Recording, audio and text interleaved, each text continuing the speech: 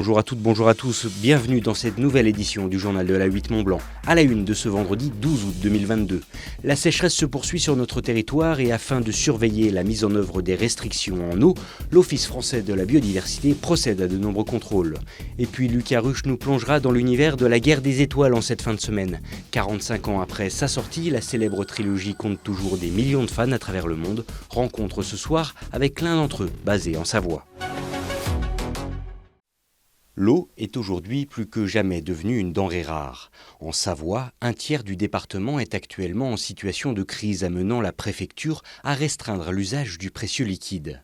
Des mesures qui s'appliquent aux collectivités comme aux particuliers et dont le respect est régulièrement contrôlé par les agents de l'Office français de la biodiversité. On travaillera notamment sur des usages professionnels tels que les stations de lavage de véhicules ou des activités de loisirs, ou le respect de la réglementation par les collectivités, et puis aussi quelques usages des particuliers tels que les prélèvements directs en cours d'eau qui peuvent mettre un cours d'eau en à-sec sur un cours d'eau qui est déjà avec un faible débit. Depuis la mise en place de ces arrêtés, il y a une quinzaine de jours, pas moins de 120 missions de contrôle ont été opérées en Savoie, aboutissant sur une vingtaine de procédures judiciaires. Pour autant, la sanction varie selon le cas et la gravité des faits. C'est la même infraction pour une personne qui arroserait de grandes quantités d'eau que pour une personne qui utiliserait une petite quantité d'eau ou alors procéderait au lavage de sa voiture. Et à savoir que voilà, ça peut aller jusqu'à 1 500 € d'amende, mais ça peut être aussi des alternatives aux poursuites, donc un rappel à la loi, des stages citoyenneté ou des petites amendes. Si les infractions ne sont pas légion, le message n'est pas encore diffusé à tout le monde. Ce jeudi soir, c'est dans une station de nettoyage que les agents poursuivent leur mission. Un site justement utilisé par un homme bravant l'arrêté préfectoral et qui n'est pas passé loin de la procédure judiciaire. Là, un simple rappel pour aujourd'hui, puisqu'il n'y avait aucune indication sur la station de lavage. De ce qu'on nous a dit, le gérant est tenu de mettre l'indication sur les stations. Là, il n'y en a pas, donc pour le moment, ce soir, ce sera juste un rappel à l'ordre. Si le jeune homme passe donc entre les gouttes, ce ne sera par contre pas le cas du dirigeant de la station, lui aussi tenu d'observer les mesures gouvernementales. Maintenant, on va prendre rapidement attache avec le gérant de la station, afin de recueillir ses explications sur le fait du manquement à la réglementation par rapport à la non-indication des clients sur les restrictions de lavage dans sa station. On va lui dresser un procès verbal, on va reprendre donc toutes nos constatations de ce soir avec le véhicule qui était en train d'être lavé, la non-conformité par rapport à l'affichage à l'affichage des panneaux et voilà. Donc après, on va transmettre cette procédure au parquet, qui lui décidera des suites à donner. Plus de 120 heures de mission ont déjà été menées par l'Office français de la biodiversité en Savoie depuis la mise en œuvre de ces mesures de restriction. Des contrôles qui se poursuivent et qui pourraient même être renforcés si la situation n'évolue pas via la mise en place de tournées nocturnes. C'est une semaine de théâtre façon blanc et d'ateliers aussi. Alors, on propose toujours 3 spectacles donc qu'on monte sur place. Donc là, on est en train de répéter là depuis 2 semaines.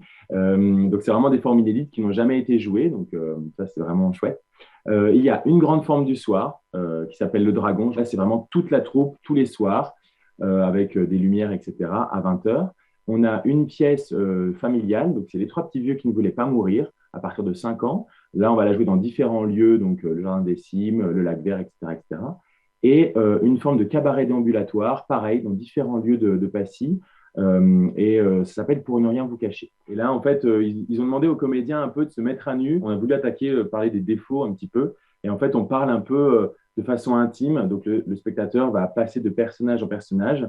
Et en fait, on va parler un peu de, voilà, moi, je me sens vraiment trop gros, je me sens comme ci, comme ça. Et voilà, c'est traité avec beaucoup de finesse et puis, voilà, de tendresse, en fait, de poésie. Mais on va chacun parler un peu de nos intimités. C'est une façon de connaître les comédiens de la troupe de manière assez sensible, assez tendre pour des personnes qui peuvent venir depuis 4 ans sur le festival, qui ont toujours vu ces comédiens sur des pièces de troupe assez grandioses. Et là, c'est vraiment un portrait beaucoup plus amical, beaucoup plus intime, où ils se présentent chacun un peu dans leurs défauts. Au cœur de la vallée de l'Arve se trouve une entreprise de décolletage pas comme les autres. Dimitri Donamanien ne travaille ni pour l'automobile, ni pour l'aéronautique. Depuis quelques années déjà, il s'est spécialisé dans la fabrication d'embouchures de trompettes. Musicien depuis son plus jeune âge, c'est un peu un rêve de gosse qui se réalise. Je m'étais toujours dit qu'un jour je ferais moi-même mes propres embouchures parce qu'il y avait une légende de la trompette qui faisait ses propres embouchures à Genève et je rêvais de faire comme lui, des petites embouchures sur un tour mécanicien. Jouer de la musique, c'est un plaisir immense. Faire du tournage, j'ai grandi là-dedans, c'est une bonne passion. Ouais, mais faire des embouchures, c'est un métier, c'est le plus beau métier du monde, c'est un métier exceptionnel. Et en fait, je suis au paradis, les gens ils vont au week-end le ski ou ils vont se promener. Moi, être sur la machine à faire des embouchures, ça me fait vibrer, quoi. Un métier passion qui a très vite dépassé ses espérances. Fraîchement installé dans de nouveaux locaux, au sein de l'entreprise de son cousin, il assume seul les commandes, la production et la relation client. Pour autant, son savoir-faire est d'ores et déjà reconnu bien au-delà des frontières du département. Donc j'ai un copain avec qui je joue de la musique, Pascal, un contrebassiste qui a contacté tous les grands musiciens, Eric Truffat, Russell Gunn, et qui m'a mis en contact avec eux. Et d'un autre côté, j'ai un copain dans le Nord, Franck, et lui, il connaît tous les trompettistes français. Il m'a fait de la pub un jour sur Facebook, et puis c'est là un peu que j'ai explosé. Depuis, les commandes s'enchaînent. Et même si, grâce à la technologie de pointe, une embouchure peut être fabriquée en à peine 8 minutes, le travail n'arrête jamais. Donc l'embouchure, elle est taillée dans du laiton diamètre 28 mm, qui dépasse ici dans la machine. J'ai une vingtaine d'opérations de fraisage, tournage, gravure qui permettent de la produire. Et une fois qu'elle est faite dans la machine, moi j'ai toutes les opérations de polissage, d'argenture, d'emballage, de contrôle à faire. Un travail d'orfèvre qui a donc séduit de nombreux trompettistes à travers le monde. Et pas des moindres. Eric Truffat, Stéphane Belmondo ou encore Roshan Ross exercent leur art aujourd'hui grâce aux embouchures Dona. J'ai une dizaine de familles de pièces. Donc le contour pour la trompette, pour le cornet, le bugle. Et à ça, je combine des cuvettes.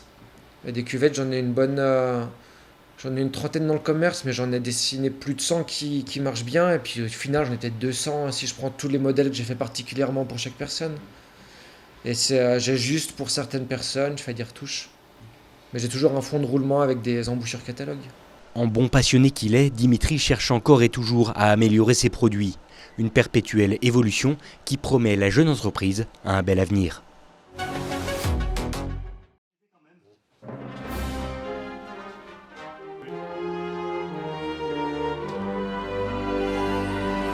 Du haut de ses 38 ans, Julien Donzel retrouve à chaque fois ses yeux d'enfant lorsqu'il retourne dans sa chambre d'adolescent, transformée en musée à la gloire de la saga Star Wars. Sur les murs, dans les étagères et les tiroirs, il y en a partout. Donc ici, étagères, figurines, vaisseaux, casques, R2D2 miniatures. Également aussi ici des figurines, des vaisseaux qui sont aussi accrochés au plafond qui tiennent grâce à du fil de pêche.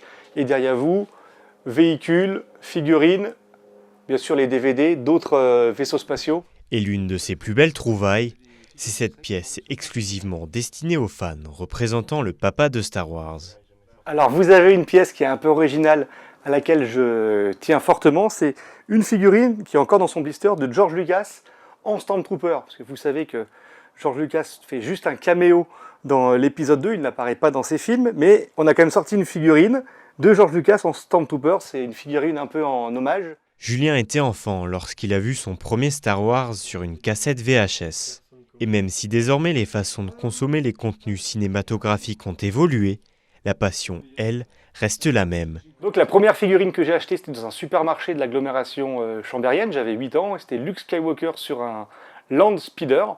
Et depuis, la collection s'est un peu agrandie pour arriver maintenant au résultat de plusieurs centaines de figurines, vaisseaux, livres, véhicules, etc. Enfin voilà, ça fait 30 ans que ça dure et ça ne me quitte pas du tout. Et à chaque sortie d'un film au cinéma, d'une série, c'est un peu l'événement. Donc la série, je la regarde à la télévision. Et puis pour les films au cinéma, on y va en famille puisqu'on est plusieurs à bien apprécier l'univers de Star Wars. C'est un peu quelque chose de familial, mais c'est moi qui suis le plus atteint. Avec ses 800 pièces à l'effigie de la guerre des étoiles, la collection de Julien est déjà bien remplie. Elle n'est pas prête de s'arrêter, car une nouvelle trilogie serait déjà en préparation du côté des studios de Disney. R2D2. Voilà.